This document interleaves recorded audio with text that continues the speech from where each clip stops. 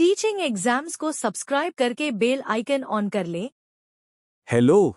आज हम इतिहास के एक ऐसे चैप्टर की बात करेंगे जिसके बारे में शायद ज्यादा लोग नहीं जानते, लेकिन जो बहुत जरूरी है।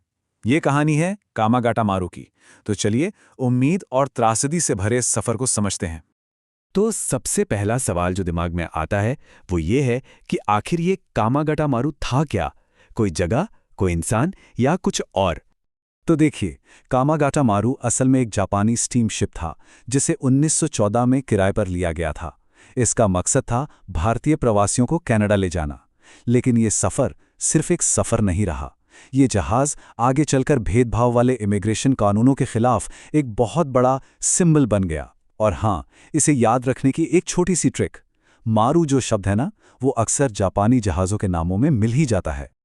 ठीक है, तो चलिए अब कहानी में थोड़ा और अंदर चलते हैं और देखते हैं कि ये पूरा सफर आखिर शुरू कैसे हुआ। तो इस पूरी कहानी के पीछे कुछ अहम किरदार थे। सबसे पहले इसके ऑर्गेनाइजर बाबा गुरदित सिंह, सिंगापुर के एक कामयाब सिख बिजनेसमैन। फिर था वो जहाज कामागाटा मारू, और मकसद था 376 पैसेंजर्स को, जो ज्यादातर पंजाब से थे, कनाडा लेकर जाना। लेकिन इसके पीछे एक बड़ा विजन था। बाबा गुरदित सिंह असल में भारतीय राष्ट्रवादियों के लिए एक सपोर्ट सिस्टम बनाना चाहते थे, और इसकी प्रेरणा मिली थी गदर पार्टी से, जो उस वक्त विदेशों में बसे भारतीयों को ब्रिटिश राज के खिलाफ आवाज उठाने के लिए एकजुट कर रही थी। तो ये सफर शुरू हुआ साल 1914 में। जहाज निकला ब्रिटिश हांगकांग से और मंजिल थी वैंकूवर। अब देखिए, 1914 ये साल बहुत जरूरी है। क्यों? क्योंकि इसी साल पहला विश्व युद्ध यानी वर्ल्ड वॉर 1 भी शुरू हुआ था। मतलब दुनिया में पहले से ही काफी उथल-पुथल मची हुई थी। तो जहाज तो निकल पड़ा। अब देखते हैं कि जब ये कनाडा के तट पर पहुंचा तो वहां क्या हुआ। कहानी में असली मोड़ यहीं से आता है। और वैंकूवर पहुंचकर जो हकीकत सामने आई वो सच में चौंकाने वाली थी।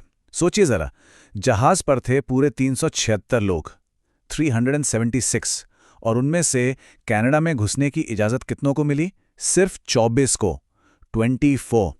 इसे याद रखने की एक मजेदार ट्रिक भी है। बस ये सोचिए कि सिर्फ 2 दर्जन लोगों को एंट्री मिली, बाकी के 352 लोगों को जहाज से पैर तक नीचे नहीं रखने दिया गया। अब सवाल ये है कि भाई उन्हें रोका क्यों गया, वजह क्या थी? तो देखिए, उस वक्त कनाडा की सरकार ने बहाना ये बनाया कि भारतीय प्रवासियों की बढ़ती संख्या से उनके समाज और नौकरियों को खतरा है। लेकिन असल वजह थी भेदभाव। वहां पर कुछ ऐसे कानून थे जैसे कंटिन्यूअस जर्नी रेगुलेशन, जो साफ साफ नॉन वाइट लोगों को रोकने के लिए ही बनाए गए थे।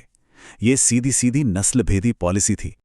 लेकिन इतनी नाइंसाफी के बाद भी उन यात्रियों ने और वहां की कम्युनिटी ने हार नहीं मानी। उनके हक के लिए लड़ने के लिए एक शोर कमेटी बनाई गई, जिसमें हुसैन रहीम, बलवंत सिंह, बरकतुल्ला, सोहन सिंह और रामचंद्र जैसे कई बड़े लीडर्स शामिल थे। ये दिखाता है कि कैसे मुश्किल वक्त में लोग एक दूसरे का सहारा बने।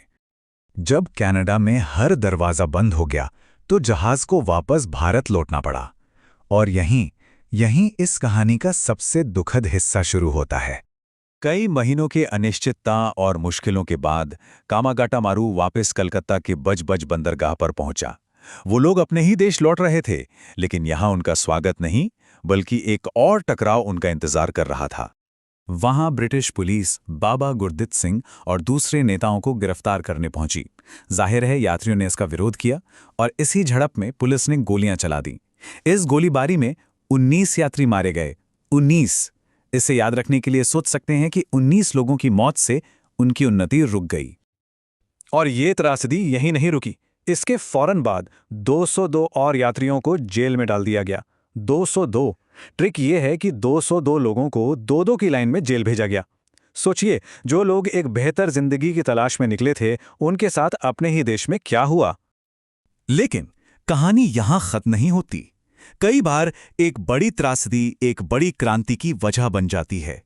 इस घटना ने भी विद्रोह की एक ऐसी चिंगारी भड़काई जिसने भारत के स्वतंत्रता संग्राम की आग को और तेज कर दिया।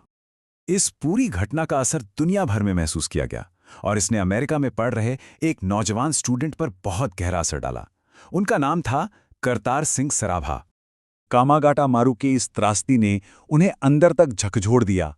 वो अमेरिका से अपनी पढ़ाई छोड़कर भारत लौट आए और यहाँ आके उन्होंने भारतीय सैनिकों को ब्रिटिश हुकूमत के खिलाफ बगावत करने के लिए प्रेरित किया। जैसा कि ट्रिक कहती है, करतार ने क्रांति का करतब दिखाया। वो एक स्टूडेंट से क्रांतिकारी बन गए। तो ये तो थी घटना की बात। अब जरा आगे बढ़ते हैं और देखते हैं कि इस पूरी घटना की विरासत क्या रही और कैसे दशकों बाद इस ऐतिहासिक गलती को सुधारने की एक कोशिश की गई। देखिए, ये घटना हुई थी 1914 में। 1914। इसके ठीक 94 साल बाद 2008 में कनाडा के प्रधानमंत्री स्टीफन हार्पर ने इस घटना के लिए औपचारिक रूप से माफी मांगी। और फिर 2014 में इस घटना की 100वीं सालगिरह मनाई गई। ये दिखाता है कि कभी-कभी न्याय मिलने में और अपनी गलती मानने में कितना लंबा वक्त लग जाता है। तो आखिर में हम क्या कह सकते हैं? कामागाटामारू सिर्फ एक जहाज से जुड़ी घटना नहीं है। इसका सीधा ताल्लुक दो बड़ी लड़ाइयों से है। एक भारत की आज़ादी की लड़ाई से और दूसरा कनाडा में रहने वाले साउथ एशियन लोगों के वोटिंग के अधिकार और बराबरी की लड़ाई से। इसने सिस्टम में बैठे नस्लवाद को सीधे सीधे चुनौती दी। और जाते जाते एक सवाल आपके लिए छोड़ जाते हैं, जिस पर हम सबको सोचना चाहिए। जब देश अपनी ऐतिहासिक गलतियों के लिए माफ़ी मांगते हैं, तो इससे हमारे आज और हमारे आने वाले कल की समझ पर क्या असर पड़ता है? इस पर ज़रूर गौर कीजिएगा। अगर आपको इस जानकारी से कुछ नया सीखने को मिला तो हमें सपोर्ट ज़रूर करें। इसे अपने दोस्तों के साथ शेयर करें, उनके स्टडी ग्रुप्स में भेजें और हाँ, सब्सक्राइब करना मत भूलिएगा। बहुत बहुत शुक्रिया।